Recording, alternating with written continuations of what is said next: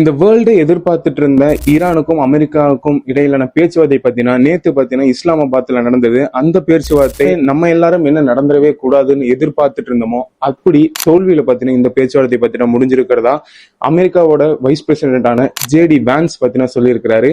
அவர் இது கூட சேர்த்து இன்னொரு விஷயம் பார்த்தீங்கன்னா தெளிவா சொல்லியிருக்கிறாரு.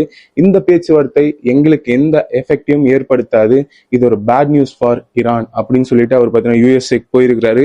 இதுக்கு இடையில இவங்க ரெண்டு பேத்துக்கும் மீடியேட் பண்ணிட்டு இருந்த பாகிஸ்தான் இன்னொரு முக்கியமான வேலையும் பார்த்தீங்கன்னா பண்ணி வச்சிருக்கிறாங்க. பாகிஸ்தான்ல இருக்கக்கூடிய 13,000 சோல்ஜர்ஸையும் 18 ஏர்கிராப்டையும் பார்த்தீங்கன்னா பாகிஸ்தான்ல இருந்து மிடில் ஈஸ்ட்லான யூஏக்கு பார்த்தீங்கன்னா அனுப்பிச்சு வச்சிருக்கிறாங்க. ஸோ இதெல்லாம் நம்ம பார்க்கும் போது மேபி போர் பார்த்தீங்கன்னா வர்றதுக்கான வாய்ப்பு பார்த்தீங்கன்னா இருக்குது. அதை பத்தி தான் நான் இந்த வீடியோல உங்களுக்கு நான் எக்ஸ்பிளைன் பண்ண போறேன். ஸ்டார்ட் பண்ணுவோமா? வணக்கம், நான் விக்னேஷ் அண்ட் வெல்கம் பேக்.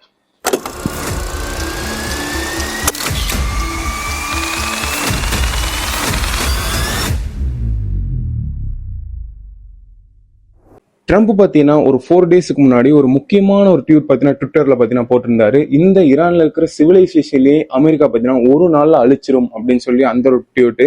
அதுக்கு கொஞ்ச நேரம் கழிச்சு பார்த்தீங்கன்னா இந்த பாகிஸ்தானுடைய பிரைம் மினிஸ்டரான ஷெபாப் ஷெரீப் அவரு நான் இந்த மாதிரி ஈரானை போய் அடிக்கிறதுனால அவர் என்ன சொல்லிட்டாருன்னா, நீங்க அடிக்காதீங்க, ஏன்னா உங்களுக்கும் பாத்தீங்கன்னா கெட்ட பேரு, ஈரானும் பாத்தீங்கன்னா அடி வாங்குவோம், அதனால நீங்க 2 பேரும் பேச்சுவார்த்தையில போயிருங்க அப்படின்னு சொல்லி பாகிஸ்தான் பாத்தீங்கன்னா மீடியேட் பண்றதா பாத்தீங்கன்னா சொல்லியிருந்தாங்க. அப்படிதான் பாத்தீங்கன்னா இந்த சாட்டர்டே பாத்தீங்கன்னா 2 கண்ட்ரிக்கும் இடையில மீடியேட் பாத்தீங்கன்னா இஸ்லாமாபாத்ல பாகிஸ்தான்ல பாத்தீங்கன்னா நடந்தது. இந்த பேச்சுவார்த்தை கிட்டத்தட்ட பாத்தீங்கன்னா 21 மணி நேரம் பாத்தீங்கன்னா இந்த பேச்சுவார்த்தைங்கிறது பாத்தீங்கன்னா இஸ்லாமாபாத்ல பாத்தீங்கன்னா போயிட்டு இருந்திருக்கு. ஃபர்ஸ்ட் இதை யாரு வராங்கன்னு பாத்தீங்கன்னா ஈரான் சைட்ல இருந்து தான் வராங்க. ஈரான் சைட்ல இருந்து யாரு வரான்னு பாத்தீங்கன்னா ஈரானோட ஃபாரின் மினிஸ்டரான அப்பாஸும், அது மட்டும் இல்லாம ஈரானோட பார்லிமெண்ட் ஸ்பீக்கரான கேலிபாஃப், இவங்க 2 பேரும் தான் பாத்தீங்கன்னா நிறைய நெகோசியேட்டர்ஸ் கூட சேர்ந்து பாகிஸ்தானுக்கு வந்து பேசுறாங்க. ஃபர்ஸ்ட் பாகிஸ்தான் பாத்தீங்கன்னா இவங்க கூட தனியா பேச்சுவார்த்தை நடத்திட்டு மறுபடியும் ஜேடி வான்ஸ் ஆனா அவங்க கூட பாத்தீங்கன்னா இன்னும் நிறைய நெகோசியேட்டர்ஸ் பாத்தீங்கன்னா வர்றாங்க, அவங்க கூடயும் தனியா பேச்சுவார்த்தை நடத்துறாங்க. அப்புறம் இவங்க 2 பேர்த்தையும் பாத்தீங்கன்னா ஒட்டுக்கா உட்கார வச்சு 2 பேரும் பாத்தீங்கன்னா பேசுங்க அப்படின்னு சொல்லி பாகிஸ்தான் பாத்தீங்கன்னா மீடியேட் பண்றாங்க. இதுக்கு நடுவுல ஈரான் சைட்ல இருந்து ஒரு முக்கியமான ஒரு 10 பாயிண்ட் பாத்தீங்கன்னா வச்சிருக்காங்க. அதே அமெரிக்கா சைடும் பாத்தீங்கன்னா கிட்டத்தட்ட ஒரு 15 முக்கியமான பாயிண்ட்ஸ் பாத்தீங்கன்னா வச்சிருந்திருக்காங்க. சோ இதெல்லாம் நம்ம பாக்குறதுக்கு முன்னாடி இதுல முக்கியமான பாயிண்ட்ஸ் மட்டும் நம்ம பார்ப்போம். ஃபர்ஸ்ட் பாயிண்டா நியூக்ளியர் பிளான்ஸ். உங்க ஈரான்ல நிறைய நியூக்ளியர் பிளான்ஸ் இருக்கு. நீங்க பாத்தீங்கன்னா ரிசர்ச்னு சொல்லி எங்களை ஏமாத்தி நீங்க பாத்தீங்கன்னா நியூக்ளியர் வெப்பன் தயாரிக்கிறதுக்கு பாத்தீங்கன்னா இன்வெஸ்ட்மெண்ட் பண்ணிட்டு இருக்கீங்க. அதனால ஈரான்ல இருக்கக்கூடிய முக்கியமான நியூக்ளியர் பிளான்ஸ்லாம் நீங்க பாத்தீங்கன்னா டிமேண்டல் பண்ணணும் அப்படின்னு சொல்லி யூஎஸ்ஏ சைட்ல பாத்தீங்கன்னா சொல்லியிருக்காங்க. இதுக்கு ஈரான் பாத்தீங்கன்னா இல்ல, ஒத்துக்கல. அடுத்த விஷயமா என்னன்னு பாத்தீங்கன்னா இந்த என்ரிச்மெண்ட் யுரேனியத்தை பாத்தீங்கன்னா நீங்க கைவிடணும், அது இல்லாம யூஎஸ்ஏ கொடுத்தரணும்னு சொல்லி யூஎஸ்ஏ பாத்தீங்கன்னா சொல்லியிருக்காங்க. அதுக்கும் ஈரான் பாத்தீங்கன்னா இல்ல, நாங்க எப்படி உங்ககிட்ட கொடுப்போம், இதை நாங்க பண்ணது, நாங்க உங்களுக்கு கொடுக்க மாட்டோம்னு சொல்லி இதையும் ஈரான் தரப்புல இருந்து பாத்தீங்கன்னா ரிஜெக்ட் பண்ணிருக்காங்க. தேர்ட் விஷயமா என்னன்னு பாத்தீங்கன்னா யூஎஸ் என்ன கொடுத்திருக்காங்கன்னா, இந்த நியூக்ளியர் வெப்பனை பாத்தீங்கன்னா நீங்க தயாரிக்கவே கூடாது, உங்க கனவுல கூட இந்த நியூக்ளியர் வெப்பன் அப்படின்னு சொல்லி ஒரு வெப்பன் பாத்தீங்கன்னா இருக்கக்கூடாதுன்னு சொல்லி யூஎஸ்ஏ சைட்ல இருந்து பாத்தீங்கன்னா சொல்லியிருக்காங்க. அதுக்கு ஈரான் சைட்ல இருந்து நாங்க ஃபர்ஸ்ட்ல இருந்தே சொல்லிட்டு இருக்கோம், இதை தயாரிக்கல அப்படின்னு சொல்லி சொல்லிட்டு இருக்காங்க. சோ அதுக்கு பாத்தீங்கன்னா யூஎஸ்ஏ பாத்தீங்கன்னா இல்ல அப்படின்னு சொல்லி அவங்க பாத்தீங்கன்னா முடிச்சிருக்காங்க. அடுத்த ஒரு பாயிண்ட் என்னன்னு பாத்தீங்கன்னா இந்த ஸ்ட்ரெய்ட் ஆஃப் ஹார்மஸ் பாத்தீங்கன்னா ஈரான் கண்ட்ரோல் பண்ணணும்னு சொல்லி ஈரான் சைட்ல இருந்து பாத்தீங்கன்னா வச்சிருக்காங்க. இதுக்கு அமெரிக்கா சைட்ல இருந்து அது எப்படி நீங்க கண்ட்ரோல் பண்ணுவீங்க, நீங்க பாத்தீங்கன்னா கண்ட்ரோல் பண்ணக்கூடாது. அது மட்டும் இல்லாம ஈரான் சைட்ல இருந்து நாங்க வெறும் கண்ட்ரோல் மட்டும் சொல்லாம இந்த ஸ்ட்ரெய்ட் ஆஃப் ஹார்மஸ்ல பாத்தீங்கன்னா டோல் ஃபீ மாதிரி நாங்க வாங்குவோம், ஒவ்வொரு கப்பலுக்கும் பாத்தீங்கன்னா டோல் ஃபீ வாங்குவோம் சொன்னாங்க. அதுக்கு யூஎஸ் பாத்தீங்கன்னா இந்த டோல் ஃபீ எல்லாம் நீங்க வாங்கக்கூடாது, ஃப்ரீயா நீங்க விட்டே தான் ஆகணும், ஃப்ரீயா நீங்க ஓபன் பண்ணியே தான் ஆகணும் எல்லா கண்ட்ரிஸுக்கும் அப்படின்னாங்க. அதுக்கு ஈரான் பாத்தீங்கன்னா உடன்படிக்கையில வரல. அடுத்த விஷயமா பாத்தீங்கன்னா ஈரான் தரப்புல இருந்து என்ன சொல்றாங்க, அவங்களோட ஃப்ரோசன் அசெட்ஸ், அதாவது அவங்களுக்கு பாத்தீங்கன்னா நிறைய பேங்க்ஸ்ல பாத்தீங்கன்னா நிறைய பணமா இருக்கட்டும், இல்ல அவங்களோட நிறைய அசெட்ஸ் பாத்தீங்கன்னா ஃப்ரீஸ் பண்ணி பாத்தீங்கன்னா இருக்கு, அதெல்லாம் பாத்தீங்கன்னா நீங்க விடுவிக்கணும் அப்படின்னு சொன்னாங்க. அதுக்கு பாத்தீங்கன்னா யூஎஸ் பாத்தீங்கன்னா ஒத்துக்க கிடையாது.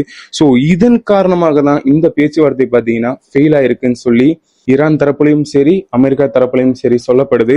இதுக்கு முக்கியமான ஒரு ஆளான அமெரிக்கா தரப்புல இருந்து ஆஜரான ஜேடி வான்ஸ் அவர் என்ன சொன்னாருன்னு பாத்தீங்கன்னா ஈரானோட பேச்சுவார்த்தை பாத்தீங்கன்னா தோல்வியில முடிஞ்சிருச்சு. அதுக்கு மெயின் ரீசன் என்னன்னா, ஈரான் பாத்தீங்கன்னா அணுசக்தியை கைவிட மாட்டேன் அப்படின்னு சொல்லிட்டாங்க. அது மட்டும் இல்லாம வாஷிங்டன் ஈரான் கிட்ட இன்னும் பாத்தீங்கன்னா நம்பிக்கை ஏற்படுத்துறதுக்கு இன்னும் நிறைய விஷயம் அமெரிக்கா நீங்க செய்யணும் அப்படின்னு சொல்லி ஈரான் சைட்ல இருந்து பாத்தீங்கன்னா சொல்றாங்க. ட்ரம்ப் கிட்ட இந்த பேச்சுவார்த்தைக்கு இடையில 6 டைம் பாத்தீங்கன்னா அமெரிக்கா தரப்புல இருந்து பாத்தீங்கன்னா கால் பண்ணி பேசியிருக்குதா பாத்தீங்கன்னா ஜேடி வான்ஸே பாத்தீங்கன்னா சொல்றாரு. கடைசி என்ன சொல்றாருன்னா, இஸ்லாமாபாத் டாக் ஃபெயில் அப்படின்னு சொல்லி முடிச்சுட்டு, இந்த ஒரு விஷயம், இந்த ஒரு பேச்சுவார்த்தை எங்களுக்கு தோல்வி முடிஞ்சது பாத்தீங்கன்னா எங்களுக்கு ஒரு பெரிய ஒரு விஷயம் கிடையாது, எங்களுக்கு பேட் நியூஸ் கிடையாது, இது பாத்தீங்கன்னா ஈரானுக்கு மிகப்பெரிய ஒரு பேட் நியூஸ் அப்படின்னு சொல்லிட்டு அவர் பாத்தீங்கன்னா அமெரிக்காவுக்கு போயிட்டாரு. ஸோ அங்க போன ஈரானோட ஃபாரின் மினிஸ்டர் அவர் என்ன சொல்றாருன்னு பாத்தீங்கன்னா, Iran deal fail just inches, அதாவது சின்ன ஒரு இன்ச்சஸ்ல பாத்தீங்கன்னா நாங்க ஈரான் டீல் பாத்தீங்கன்னா மிஸ் ஆயிருச்சு. ஸோ அது மட்டும் இல்லாம ஈரானோட டெலிகேஷன் ஆஸ் எங்கேஜர் அப்படிங்கிறாரு. அதாவது நாங்க போன பாத்தீங்கன்னா கரெக்டா தான் பேசணும், எங்க தரப்புல இருந்து கரெக்டா அங்க பாத்தீங்கன்னா எங்கேஜ் பண்ணாங்க அப்படின்னு சொல்லி ஈரானோட ஃபாரின் மினிஸ்டர் பாத்தீங்கன்னா நேத்து பாத்தீங்கன்னா சொல்லியிருக்கிறாரு. இந்த பேச்சுவார்த்தை பார்த்த ட்ரம்ப் என்ன பண்ணிருக்கான்னு பாத்தீங்கன்னா, மண்டே அதாவது 10 AM ETக்கு ஸ்ட்ரைட் ஆஃப் ஹார்மோஸை நான் பிளாக் பண்றேன், நீ என்னடா க்ளோஸ் பண்றேன்னு இருக்கேன், நான் இன்னும் பாத்தீங்கன்னா ஸ்ட்ரைட் ஆஃப் ஹார்மோஸை க்ளோஸ் பண்றேன்னு சொல்லி அவரு பாத்தீங்கன்னா இந்த க்ளோஸ் பண்ற உடனடிக்கையில பாத்தீங்கன்னா இறங்கிட்டாரு. ஸோ இதை பார்த்த ஈரானோட பார்லிமெண்ட் ஸ்பீக்கரான கேலிபோஃப் அவர் என்ன சொல்லியிருக்காருன்னு பாத்தீங்கன்னா, அவரோட ட்விட்டர்ல ஒரு இன்ட்ரெஸ்டிங்கான ஒரு போஸ்ட் பாத்தீங்கன்னா வந்திருக்குது. அந்த போஸ்ட்ல அவர் என்ன பண்ணியிருக்காருன்னா, ஒயிட் ஹவுஸ் பக்கத்துல இருக்கிற எல்லா பெட்ரோல் பங்க்லையும் $4 மேல பாத்தீங்கன்னா 1 லிட்டர் பெட்ரோல் கேலன் பாத்தீங்கன்னா இன்க்ரீஸ் ஆயிருக்குது. அதை அவர் கலாய்க்கிற விதமா அது கீழே பாத்தீங்கன்னா ஒரு ஃபார்முலாவும் பாத்தீங்கன்னா போட்டு, இந்த ஸ்ட்ரைட் ஆஃப் ஹார்மோஸை நீங்க பிளாக் அவுட் பண்றதுனால உங்க ஒயிட் ஹவுஸ் பக்கத்துலயும் பாத்தீங்கன்னா பெட்ரோல் $4 மேல ஏற போகுது அப்படின்னு சொல்லி ஒரு கலாய்ச்சிருக்கிறாரு. அது மட்டும் இல்லாம அவரு ஒரு மேக்ஸ் ஈக்குவேஷன் பாத்தீங்கன்னா கொடுத்திருக்காரு. அந்த ஈக்குவேஷன் நம்ம கொஞ்சம் டீகோட் பண்ணுவோம்.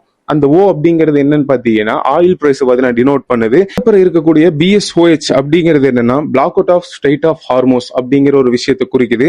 அதுக்கப்புறம் பாத்தீங்கன்னா டெல்டா ஓ BSOHO அப்படின்னு சொல்லி போட்டிருக்கு. இது பாத்தீங்கன்னா இண்டிகேட் பிளாக்கேஜ், அதாவது பாத்தீங்கன்னா இது எதை இண்டிகேட் பண்ணுதுன்னு பாத்தீங்கன்னா, நீங்க பிளாக் பண்ணீங்கன்னா ஆயில் பிரைஸ் பாத்தீங்கன்னா ஹை ஆயிரும் அப்படிங்கிற ஒரு விஷயத்த பாத்தீங்கன்னா இண்டிகேட் பண்ணுது.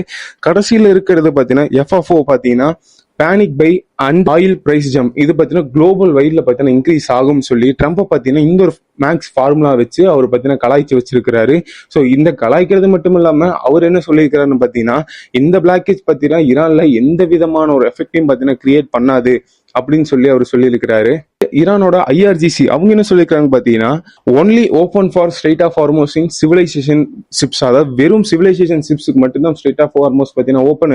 இந்த யூஎஸோட ஷிப்ஸா இருக்கட்டும் இல்ல எந்த நாட்டு மிலிட்டரியோட ஷிப்ஸா இருந்தாலும் நாங்க பாத்தீங்கன்னா வார்னிங் கொடுக்காம பாத்தீங்கன்னா அடிப்போம் அப்படின்னு சொல்லி IRGC சைட்ல இருந்து பாத்தீங்கன்னா சொல்லியிருக்கிறாங்க.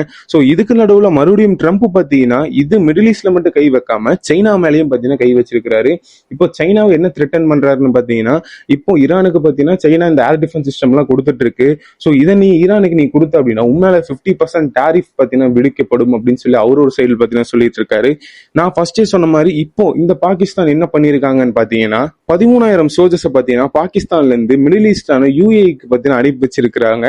அது மட்டும் இல்லாம 18 ஃபைட்டர் ஜெட்ஸையும் சேர்த்து பாத்தீங்கன்னா அனுப்பி வச்சிருக்காங்க. இது எதுக்கு அனுப்பி வச்சாங்கன்னு சொல்லி பாகிஸ்தான் சைடு கேட்கும் போது அவங்க என்ன சொல்றாங்கன்னா, எங்களுக்கும் UAEக்கும் இடையில பாத்தீங்கன்னா ஒரு அக்ரிமெண்ட் 2025ல பாத்தீங்கன்னா சைன் ஆகப்பட்டுச்சு. அது என்னன்னு பாத்தீங்கன்னா ஸ்ட்ராட்டஜிக் டிஃபென்ஸ் அக்ரிமெண்ட் அப்படின்னு சொல்லி ஒன்னு சைன் பண்ணோம்.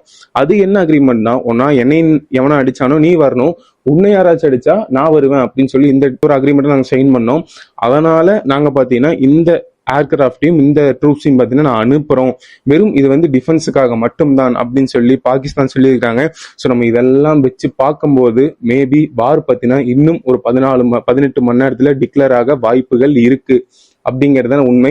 நீங்க வேணா பார்க்கணும் எதுக்கு பாத்தீங்கன்னா பாகிஸ்தான் மறுபடியும் பாத்தீங்கன்னா டிஃபென்ஸ் அப்படின்னு சொல்லி அனுப்பணும். அதான் பேச்சுவார்த்தை தான் முடிஞ்சு மறுபடியும் பாத்தீங்கன்னா இவங்க ஸ்ட்ரைட் ஆஃப் ஹார்மோஸ் பிளாக் பண்ணிட்டு இருக்காங்க. மறுபடியும் ஏன் அனுப்பணும்? ட்ரம்ப் பாத்தீங்கன்னா மறுபடியும் இந்த ஸ்ட்ரைட் ஆஃப் ஹார்மோஸை நான் பிளாக் பண்ணுவேன் அப்படின்னு சொல்லி சொல்லியிருக்காரு. இதுக்கு ஈரான் சைட்ல இருந்து நீங்க யாரு வந்தாலும் நாங்க அடிப்போம் அப்படின்னு சொல்லி ஈரான் சைட்ல இருந்து பாத்தீங்கன்னா சொல்லியிருக்காங்க. மேபி இந்த கேஸ் வேறு பாத்தீங்கன்னா கேன்சல் ஆகிறதுக்கு நிறைய சான்சஸ் இருக்குது. ஸோ என்னன்னு சொல்லி நம்ம இன்னும் கொஞ்ச நேரத்துல பார்ப்போம். ஸோ இதே மாதிரி வேற ஏதாவது அப்டேட் இருந்தால் உங்களுக்கு நான் வந்து அப்டேட் பண்றேன். So until then bye from Vignesh. Bye.